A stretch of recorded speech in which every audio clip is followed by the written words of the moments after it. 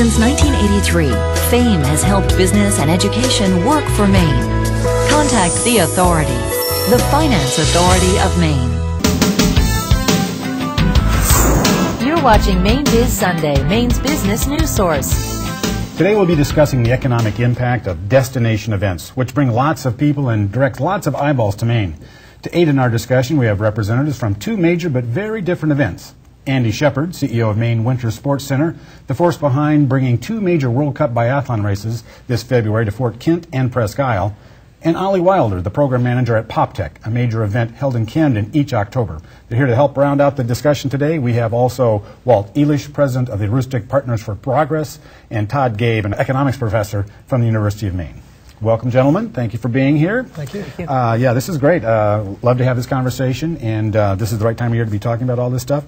And it's really interesting to me that we have two very different events that we're going to be talking about as examples of destination events. One that really kind of tests the limits of the body, and the other one that kind of tests the limits of the mind. So let's start there to get a little quickie description of those. Andy, we'll start with you. Give us that kind of 30-second soundbite, very brief description of what is the Winter Sports Center and the biathlon events. Maine Winter Sports Center is a nonprofit economic development company, and our mission is to create a sustainable model for rural communities.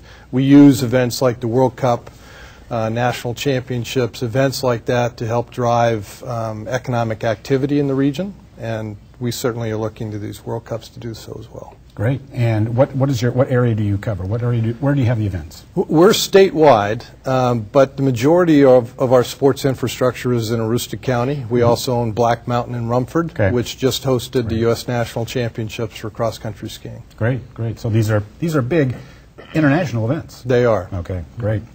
Ollie, you get the same kind of 30-second challenge. Tell us about PopTech, what it is, and when it happens, and who will be there. Well, PopTech is a nonprofit organization. It's an innovation network, and its aim is to accelerate the positive impact of world-changing people, projects, and ideas.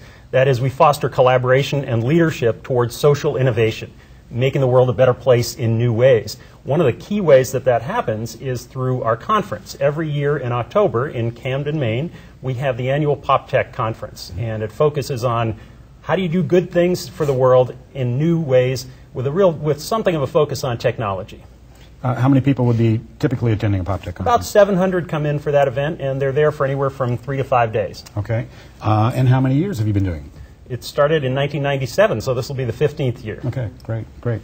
Okay, good. So those are kind of our feature events for the day that we're going to talk about. There are many others in Maine that are like that, are either kind of cultural events, sporting events, artistic events, those kinds of things that really do draw folks in, not only from outside of that area, but from outside of the state as well. And that's why we want to look at the impact of that. So let's talk about that first. Andy, I'm going to come back to you, too. You estimate that your events could generate as much as $10 million in economic impact for your area, I suppose. Right. That's right. How do you measure that? What data did you collect, and how do you come up with that number? Well, in 2004, we contacted the Margaret Chase Smith for Center for Public Policy to help us come up with some numbers around our World Cup. And what they came up with was a formula that brought us to about $1.2 million in direct spending and a multiplier of 4, which was a conservative multiplier that brought us to about $5.2 million for that event. Okay. That was based on a spectator capacity of about 20,000. And we're looking at the economics for the two World Cups in Fort Kent and Presque Isle are very similar this time around. So we're applying the same numbers to that. Okay. Again, I think $5 million per event is a very conservative number, but we wanted to err on the side of being conservative than overestimating the impact. Okay. Good. And I know that I talked with the Camden Chamber folks, too, and they mentioned that the PopTech event, they estimated around about $1 million actual economic impact over that weekend period. So it's really kind of an amazing income generators that they can be for the region. So, yeah. Absolutely. And when you think about all those people staying in those inns, I mean, PopTech is one of the events in our area that's been specifically planned for a shoulder season. Right. So you've got it toward the end of October. It pushes leaf peeping an extra week. Some of the inns stay open longer. And it absolutely contributes to a longer season for everybody. So it's part of the kind of strategic thinking about economic development for that region, I think. Absolutely. You work with the chambers and the economic development people? Yes, we work very closely with the chamber and with the economic development people on those things. Speaking of economic development people, Walt, let's go to you. What, in your area, what do businesses up there, how do they see the impacts of these events, especially the winter events in your area? How does it really impact their bottom line? Just to follow up on Andy, it's significant. Yeah.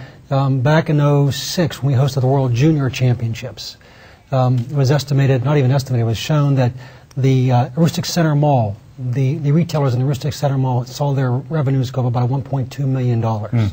That's significant. That's just our mall. That's not that's in addition to what the retailers were on Main Street and all that. For this coming event, which we're very excited about, and so are our businesses, the hotels are full for 2 weeks. Yeah. The Caribou Inn and Convention Center is full for 14 days consecutively, and they're filled with the media. And so it's those kind of impacts that, and then the downtown Fort Kent, downtown Presque Isle, they're both holding major events during their particular races. And so the impact is going to be significant. Okay, great. Yeah, just to follow up on that, Aroostook County typically generates about $45 to $50 million per month in consumer retail sales. So $10 million is equivalent of about another week's worth of sales over the entire county. So it's Is that right? It's interesting. Impact, yeah. Back to you, Todd. I want to ask a question about, does this formula work for everybody? It's kind of that field of dreams question. Build it and they will come. The events, how do economists really measure what the events and the return on investment, whether it's a good opportunity for communities to do? Sure, yeah. The methodology that's most frequently used is what's called an economic impact analysis. Yeah. So it really involves just doing survey research, going out and talking to people that attend these events, ask them where they're coming from, because you really want to make a distinction between new money into a region versus the spending of locals. You want to get a sense of what they're spending, how much they're spending on hotels, restaurants, various retail goods.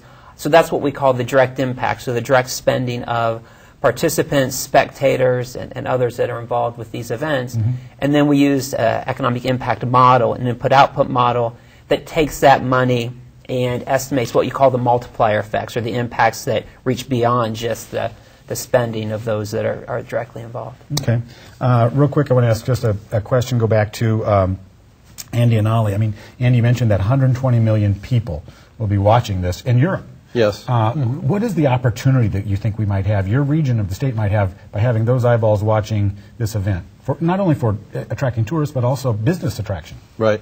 Well, when we started the Maine Winter Sports Center in 1999, we built our model around biathlon, which was an obscure sport, certainly at the time, in the United States.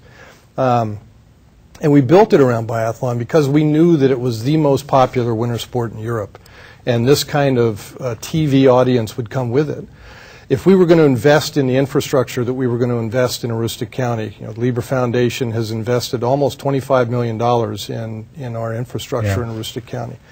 If we were going to invest that kind of infrastructure, we needed to make sure that people were going to notice. Biathlon is what allows us to make sure that it's noticed. So we have these two events. We'll have 120 million sets of eyes. If you want to be a numbers guy, we're talking 250 million eyes. They'll be focused on Aroostook County. That's assuming they all have two. Okay. That is. All right. But we're talking a significant opportunity. It's not just the number of eyes. It's the duration that will be the centerpiece of the European audience. Okay. 2 weeks is a long time. That's an amazing audience to be focused on that region and really trying to take advantage of it. Right. We're going to wrap this segment right there. We're going to hold you around and come back. When we come back, I'm going to ask more about economic impact in your area, but also talk about state policies, too. What do we need to do at the state level to really maximize this thing? So stay tuned.